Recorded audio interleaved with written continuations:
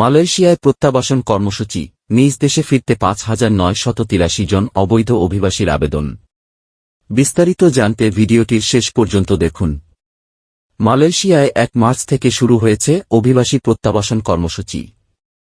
এ কর্মসূচির মাধ্যমে নিজ দেশে ফিরতে ৮ দিনে দেশটির অভিবাসন বিভাগে আবেদন করেছেন ৫,৯৮৩ জন অবৈধ অভিবাসী, যার মধ্যে ১,৮৬৪ জন তাদের নিজ দেশে ফিরেছেন। শুক্রবার ৮ মার্চ এক সংবাদ সম্মেলনে এ তথ্য জানিয়েছেন দেশটির স্বরাষ্ট্রমন্ত্রী সাইফুদ্দিন নাসুশন ইসমাইল। তিনি বলেন, প্রত্যাবাসন কর্মসূচিতে ৩,১১৫ জন সবচেয়ে বেশি নিবন্ধিত হয়েছে ইন্দোনেশিয়ান নাগরিক। তারপরে বাংলাদেশের ৮৪৬ জন এবং ভারতের ৭০০ জন। এছাড়া অন্যান্য দেশ থেকে রেকর্ডকৃত অভিবাসীদের মধ্যে রয়েছে Pakistan, Sri Lanka, Nepal, Myanmar, Philippines, Yemen, Syria, মিশর, নাইজেরিয়া, থাইল্যান্ড, ভিয়েতনাম এবং চীন। তবে বাংলাদেশি নিবন্ধিতদের মধ্য থেকে কতজন দেশে ফিরেছেন তা জানা যায়নি। প্রত্যাবাসন কর্মসূচির মাধ্যমে চলতি বছরের ডিসেম্বরের মধ্যে স্বেচ্ছায় নিজ দেশে ফিরে যেতে হবে, এমনটি বলেছেন অভিবাসন বিভাগের মহাপরিচালক দাতুক রুসলিন জুসো। এই কর্মসূচির মাধ্যমে নথিপত্রবিহীন বিদেশিরা যারা আত্মসমর্পণ করবে তাদের বিরুদ্ধে কোনো বিচার ছাড়াই তাদের নিজ দেশে ফেরত পাঠানো হবে। তবে অভিবাসন অপরাধের জন্য তাদের জরিমানা দিতে হবে। নতুন কর্মসূচির আওতায় কোনো রকম নথিপত্র ছাড়া মালয়েশিয়া প্রবেশ করে থাকলে তাদের ৫০০ রিঙ্গিত আর ভিসার মেয়াদ শেষ হয়েছে খুব বেশি দিন হয়নি এমন অবৈধ অভিবাসীদের জন্য জরিমানা দিতে হবে ৩০০ রিঙ্গিত। তবে যাদের আটক করা হচ্ছে, রিমান্ডে নেওয়া হচ্ছে এবং চার্জ করা হচ্ছে তারা পিআরএম প্রোগ্রামে অংশগ্রহণের যোগ্য নয় বলে জানিয়েছেন ইমিগ্রেশন মহাপরিচালক রুসলিন জুসো। দেশে ফিরতে ইমিগ্রেশন অফিসে যে নথিগুলো আনতে হবে তা হল ফ্লাইট টিকিট, বৈধ ভ্রমণ নথি, পাসপোর্ট না থাকলে নিজ দূতাবাস থেকে ইস্যুকরা ট্রাভেল পারমিট, যাকে বলা হয় ট্রাভেল পাস।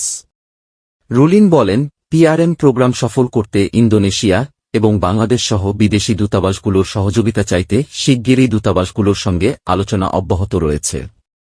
টিকিটসহ প্রয়োজনীয় কাগজপত্র নিয়ে ইমিগ্রেশন অফিসে আত্মসমর্পণ করার পর অভিবাসীদের ১৪ দিনের মধ্যে দেশ ত্যাগ করতে হবে। ১৮ বছরের কম বয়সীদের জরিমানা দিতে হবে না। জরিমানা পরিশোধের বিষয়ে রুসলিন বলেন, বিভাগ বা স্বরাষ্ট্র মন্ত্রণালয় পিআরএম বাস্তবায়নে কোনো এজেন্ট নিয়োগ করেনি। শুধু ক্রেডিট কার্ড, ডেবিট কার্ড বা টাচ অ্যান্ড গো ই-ওয়ালেটের মতো ইলেকট্রনিক পেমেন্ট মোডগুলো জরিমানা পরিশোধের জন্য গৃহীত হবে। দালালদের খপ্পরে না পড়ে সরাসরি ইমিগ্রেশনে যোগাযোগ করতে অভিবাসীদের সতর্ক করছে সংশ্লিষ্ট বিভাগ। এদিকে দূতাবাস থেকে ট্রাভেল পারমিট নিতে বাংলাদেশিদের কোনো কাগজপত্র দিতে হবে তা জানিয়ে কুয়ালালামপুর বাংলাদেশ হাইকমিশনের ফেসবুক পেজে একটি সংবাদ বিজ্ঞপ্তি প্রকাশ করেছে। বিজ্ঞপ্তিতে বলা হয়, বৈধ বাংলাদেশি পাসপোর্ট নেই এমন বাংলাদেশি নাগরিক মালয়েশিয়া থেকে দেশে ফিরে যেতে চাইলে ট্রাভেল পারমিটের জন্য আবেদন করতে হবে।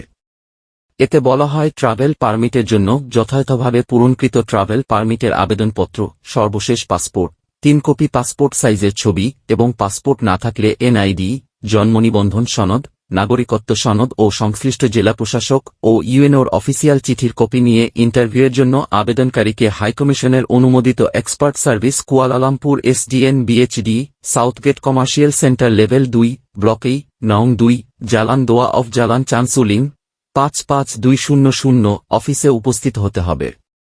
এক্ষেত্রে দালালদের প্রলোভনে প্রতারিত না হওয়ারও পরামর্শ দিয়েছে হাইকমিশন। বিজ্ঞপ্তিতে আরও বলা হয়, আবেদনের জন্য অফেরতযোগ্য ৪ রিঙ্গিত ও সার্ভিস চার্জ ২৫ রিঙ্গিত সহ মোট ৬৯ রিঙ্গিত ফি দিতে হবে। মালয়েশিয়ার যে কোনো ব্যাংকের ডিপোজিট কাউন্টারে অর্থ প্রদান করতে হবে এবং আবেদনের পত্রের সঙ্গে হলুদ রঙের ডিপোজিট স্লিপ সংযুক্ত করতে হবে। কোনো online transfer, ATM transfer, bank cheque, demand bank draft গ্রহণ করা হবে না। প্রতি সোম ও শুক্রবার সকাল ১:০০ থেকে বিকেল ৪টা পর্যন্ত কাউন্টারে আবেদন গৃহীত হবে।